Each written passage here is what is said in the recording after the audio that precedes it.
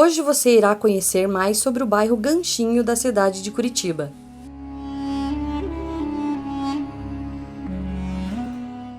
A localidade onde está o bairro era antigamente passagem dos tropeiros, desde o século XVIII.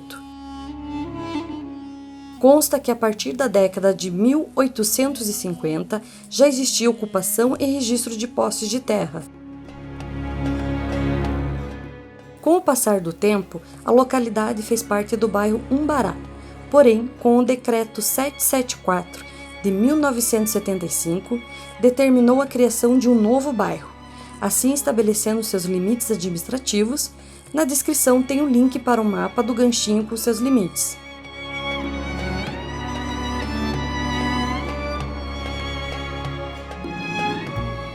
O nome deriva do ganchinho de arame, item utilizado pelos tropeiros para pendurar os arreios e que, de acordo com as histórias contadas, parece com um trecho do rio Ribeirão dos Padilhas, existente na região. Se está gostando dessa linda história, já deixe o seu like no vídeo.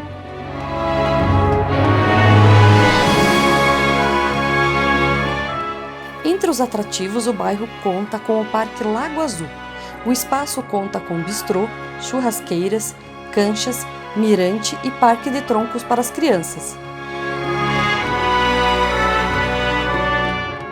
O parque era da família Segala.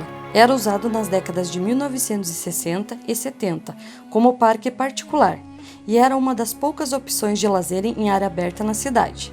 Hoje, após ser adquirido pela prefeitura, foi revitalizado e possui mirante de madeira no ponto mais alto do parque, proporcionando uma vista geral do lago.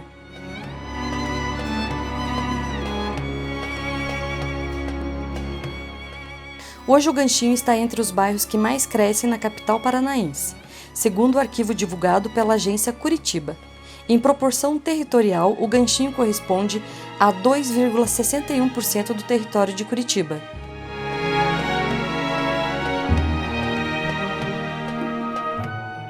Está gostando de conhecer um pouco mais sobre esse belo bairro?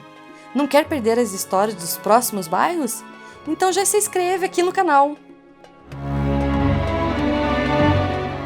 Como principais vias, temos a Rua Eduardo Pinto da Rocha, na qual vocês estão vendo agora, o contorno leste, no qual estamos sobrevoando, e ainda conta com a Rua Nicola Pelanda e a Estrada do Ganchinho.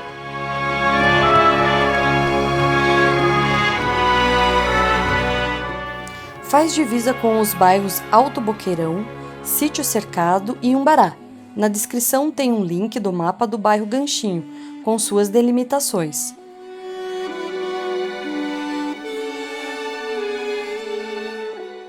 Até a próxima!